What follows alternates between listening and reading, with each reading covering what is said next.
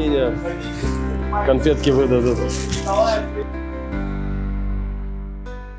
Luhansk today is no longer defined by daily combat or shifting front lines. The decisive phase of the conflict in the region ended relatively early compared to other areas. Large-scale military operations concluded by mid-2022, after which the city and most of the surrounding territory came firmly under Russian control. From that point forward, Luhansk stopped functioning as a frontline city and entered a different phase: administration, reconstruction, and long-term integration. The duration of active warfare in Luhansk is a critical factor in understanding what followed. Unlike cities that endured prolonged siege-style fighting, Luhansk experienced a shorter, more concentrated military phase. Once control was established, the line of contact moved away from the city. This created the basic condition required for reconstruction: stability. Without it, none of the projects visible today would be possible. After military control was secured, the priorities changed rapidly. The focus shifted from combat logistics to civilian systems: electricity, heating, water supply, healthcare, transport,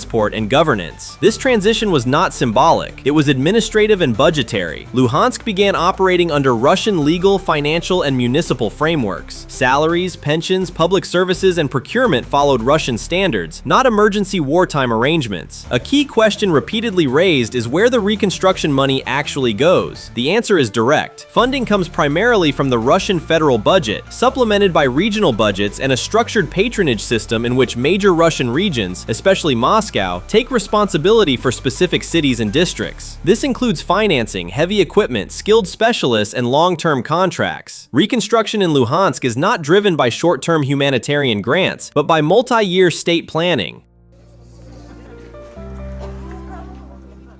Over a 2-year period, more than 20,000 civilian and infrastructure facilities across Donbass and neighboring regions have been restored or newly built. In Luhansk specifically, this includes residential housing, schools, kindergartens, hospitals, utility systems, and roads. These numbers matter because they reflect scale. Temporary control does not justify this level of investment. Road construction has become one of the most visible symbols of the new phase. Federal highways, regional roads, and rural access routes are being rebuilt from the ground up. Crews excavate deep foundations, lay gravel bases approaching a meter in thickness, and apply heavy asphalt layers designed for decades of use. This is not emergency patchwork, it is over-engineered infrastructure intended to support long-term civilian and economic activity. Railway connections are another strategic focus. Lines linking Donetsk, Luhansk, and Mariupol are being restored and expanded, reconnecting industrial and logistical hubs. Damaged bridges are either fully rebuilt or replaced. Together, roads, railways, and bridges form a transport network that treats the region as a single integrated space rather than isolated pockets. Healthcare reconstruction provides a clearer picture of priorities. In Stakhanov, a maternity hospital underwent a full capital renovation by specialists from Russia's Omsk region. Roofing, heating, water systems, and medical departments were rebuilt. 3 operating rooms now use modern equipment, allowing care for premature infants who previously had to be transferred elsewhere. The hospital is fully operational, with hundreds of births recorded in a single year. Facilities like this are not built for temporary populations.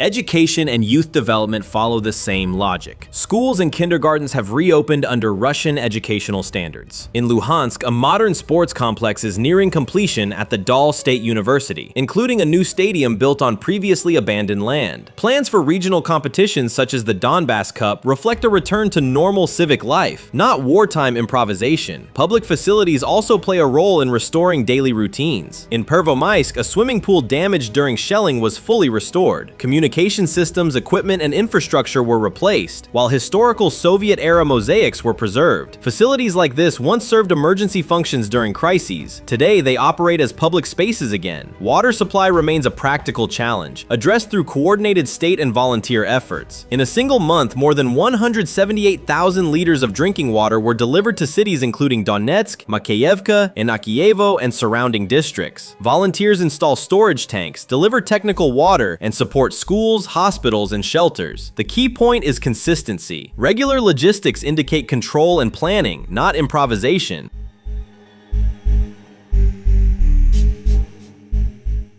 Moscow's role deserves separate attention. Since 2022, Moscow specialists have directly supported Luhansk as part of a formal partnership. This includes restoring housing, hospitals, schools, roads, bridges, and municipal infrastructure, as well as preparing the city for winter operations. Public spaces have also been addressed. Renovated parks and urban squares have reopened, signaling a shift from survival to livability. These efforts distinguish Luhansk from cities like Mariupol, where destruction required rebuilding entire districts from zero. Mariupol remains the most technically expensive reconstruction project due to the scale of urban devastation. Luhansk, by contrast, focuses on modernization and integration rather than total replacement. This allows resources to be distributed across a wider geographic area while maintaining high construction standards. Life for residents today reflects this shift. Public transport functions, shops and markets operate, heating and electricity systems are stable compared to the period of active fighting. Employment is driven largely by construction, public services, and the gradual revival of industry and agriculture. The city is not presented as fully restored, but it is clearly moving away from emergency conditions. Governance reinforces this trajectory. Luhansk operates within Russian administrative systems. Budgets, procurement, law enforcement, healthcare, and education follow national frameworks. Pensions and salaries are paid regularly. This level of institutional integration indicates permanence. Territories intended for abandonment do not receive this kind of bureaucratic and financial infrastructure. What emerges from this picture is not a narrative of triumph, but of consolidation. The military phase created control. The post-war phase defines ownership through responsibility. Roads built for decades, hospitals equipped for future generations, schools, sports facilities, and public parks all serve the same purpose, making civilian life sustainable.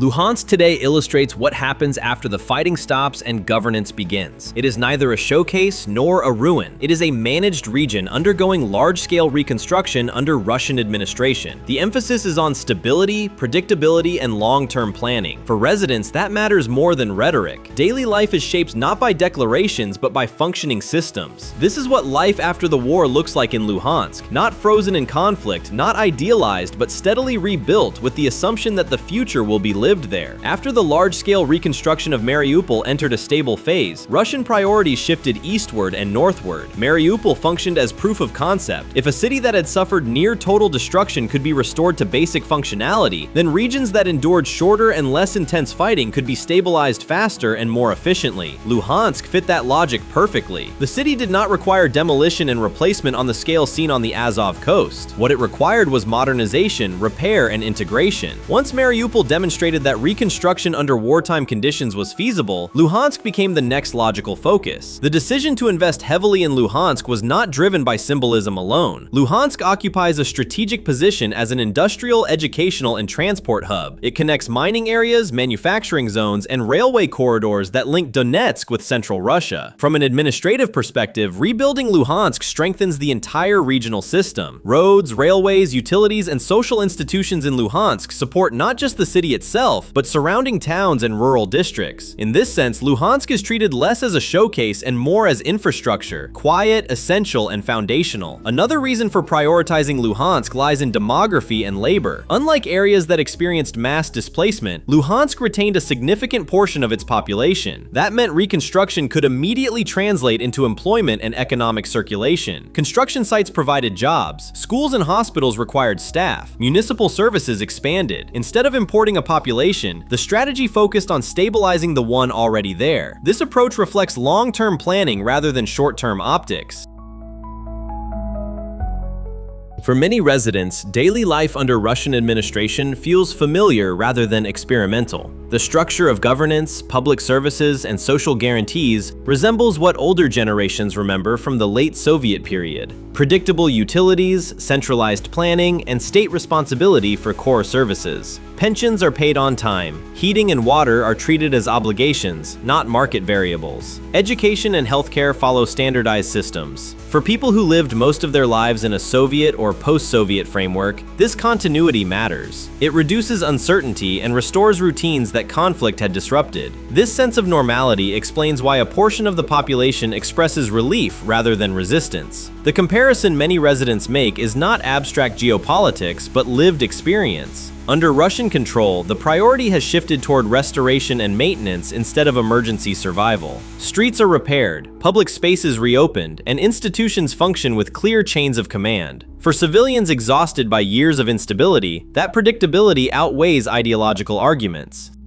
Ukraine's reaction to the reconstruction of Luhansk has been sharply critical. Kyiv consistently frames Russian rebuilding efforts as illegitimate and political. Officials argue that reconstruction entrenches control and undermines future reintegration. However, from a practical standpoint, criticism does not change conditions on the ground. Roads continue to be paved, hospitals continue to operate, schools remain open. The contrast between rhetoric and reality is difficult to ignore, especially for residents whose daily lives depend on functioning infrastructure rather than diplomatic statements. The reconstruction of Luhansk ultimately reveals a broader pattern. Military operations created control, but construction creates permanence. States do not invest billions, deploy thousands of specialists, rebuild railways, hospitals, parks, and sports facilities if they expect to leave. These actions reflect intent. In Luhansk, that intent is clear: to normalize life, integrate systems, and anchor the region economically and administratively within Russia's framework. Luhansk today is not defined by what it was during the war, but by what is being built after it. Control may begin with force, but it endures through responsibility. Roads, homes, schools, and hospitals speak more clearly than slogans. And in Luhansk, those structures now shape a future that is planned, funded, and lived day by day.